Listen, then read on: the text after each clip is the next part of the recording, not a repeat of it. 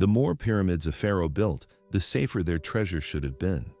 Yet the ruler who constructed the most elaborate network of monuments left behind the greatest mystery, a fortune that vanished without a trace. Welcome to History Snapshots. This is the story of Sneferu, the forgotten pharaoh who built more pyramids than any other ruler in history and whose treasure has never been found. Around 2600 BC, during Egypt's 4th dynasty, Sneferu ascended to the throne and initiated the most ambitious building program the ancient world had ever seen. While his son Khufu would become famous for the Great Pyramid at Giza, Sneferu himself constructed at least 3 massive pyramids: the pyramid at Meidum, the Bent Pyramid, and the Red Pyramid at Dahshur. Together, these structures contain more stone than the Great Pyramid itself. Each was designed as a royal tomb, a final resting place filled with golden treasures, jewelry, and sacred objects to accompany the pharaoh into the afterlife. But here's what makes Sneferu unique. Unlike other pharaohs who built one grand tomb, he created multiple burial sites across different locations, spreading his monuments across the Egyptian landscape like pieces of an elaborate puzzle. Sneferu's building strategy was unprecedented. The Meidum pyramid, his first attempt, rose 65 meters before its outer casing collapsed, possibly during construction, possibly centuries later. Rather than abandon the project, Sneferu moved north to Dahshur and began the Bent Pyramid, so named because its angle changes halfway up, creating a distinctive kinked profile. Midway through that construction, he started a 3rd pyramid nearby, the Red Pyramid, named for the reddish limestone of its core. This monument would become the first true smooth-sided pyramid in history, standing 104 meters tall. The question that has haunted Egyptologists for over a century is simple. Why did one pharaoh need 3 burial chambers? Traditional explanations suggest architectural experimentation, that Sneferu was perfecting the pyramid form. But recent analysis of the chambers reveals something more deliberate. Each pyramid contains sealed passages, false corridors, and burial chambers positioned in unusual locations. The Bent Pyramid has 2 separate entrances leading to 2 distinct burial chambers, one above the other. Was this redundancy, or was it intentional misdirection? Ancient Egyptian theology demanded a single sacred resting place for the Ka, the spiritual essence of the pharaoh. Multiple tombs weren't just unusual, they were theologically radical. When archaeologists finally entered Sneferu's pyramids in the 19th and early 20th centuries, they found something unexpected: nothing. The Meidum pyramid's burial chamber was empty, its walls bare. The Bent pyramid's 2 chambers showed no signs of burial. The Red Pyramid, the most likely candidate for Sneferu's actual tomb, contained only fragments of a mummified body, so degraded that scholars couldn't confirm whether it was even royal. No sarcophagus, no treasure, no grave goods. Every other pharaonic tomb from this period, even those thoroughly looted in antiquity, left traces: smashed pottery, scattered beads, tool marks from robbers' chisels. Sneferu's pyramids had none of this. It was as if they had never been used at all. Some Egyptologists proposed that tomb robbers in the Old Kingdom were so thorough they removed every trace.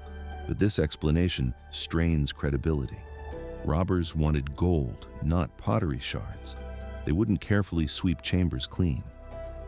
The pattern suggests something else, that Sneferu's burial and his treasure was never placed in any of his pyramids. Here's the mechanism that matters. When you distribute risk across multiple visible targets, you create the perfect cover for a hidden one. Every looter who broke into Sneferu's pyramids believed they'd found the prize. None thought to look elsewhere. In 1947, Egyptian archaeologist Saqqara was surveying the desert west of Saqqara when he noticed unusual rectangular depressions in the sand. Ground-penetrating surveys revealed the foundations of a previously unknown pyramid complex, partially buried and never completed. The site contained seal impressions bearing Sneferu's name.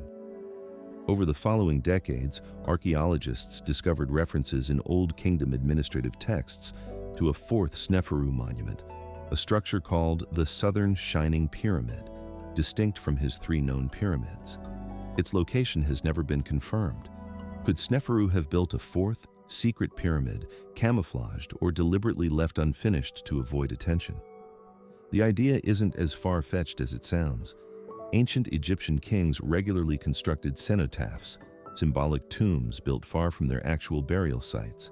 Setilan had a cenotaph at Abydos, hundreds of miles from his Valley of the King's tomb.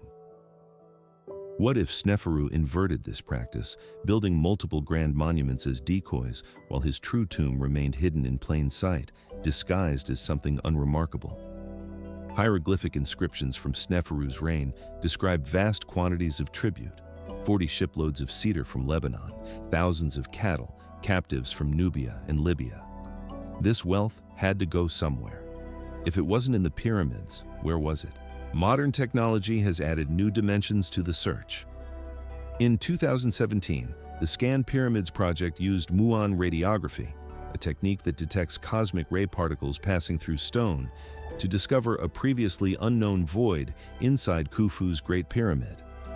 If hidden chambers exist in Khufu's monument, could similar voids exist in his father's structures?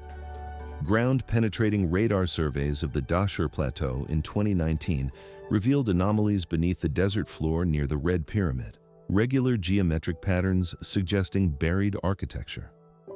Excavation permits are pending, but the Egyptian government has been cautious. The political and cultural stakes are enormous. If Sneferu's treasure were found intact, it would be the archaeological discovery of the century, dwarfing even Tutankhamun's tomb. But there's another possibility that archaeologists rarely discuss publicly, that Sneferu's treasure was never buried at all. Some scholars speculate that he may have liquidated his wealth during his lifetime, distributing it to temples and officials to secure loyalty and religious favor. Ancient Egyptian economics operated differently than modern assumptions suggest. Wealth wasn't always hoarded. It was circulated, transformed into monuments, offerings, and social capital. Perhaps the treasure isn't lost. Perhaps it was spent, deliberately and strategically, on the very pyramids that still stand. Sneferu's pyramids still dominate the desert horizon, monuments to ambition and engineering genius. But they're also monuments to something else, the power of misdirection.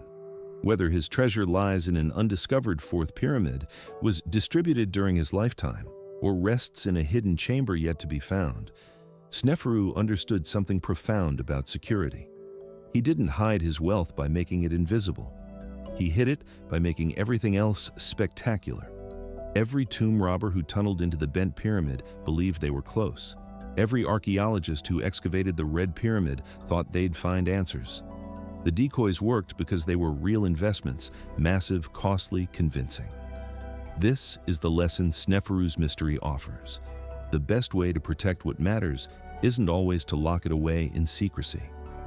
Sometimes it's to create so many plausible alternatives that the truth becomes unfindable, hidden not in darkness but in a surplus of light. In your own work, your own strategies, watch for this pattern. The competitor who broadcasts 10 initiatives may be concealing the one that actually matters. The colleague with 3 explanations may be obscuring the real motive. Sneferu built 100 decoy chambers across 3 pyramids so that his one true secret could rest undisturbed. 4,500 years later, it still does.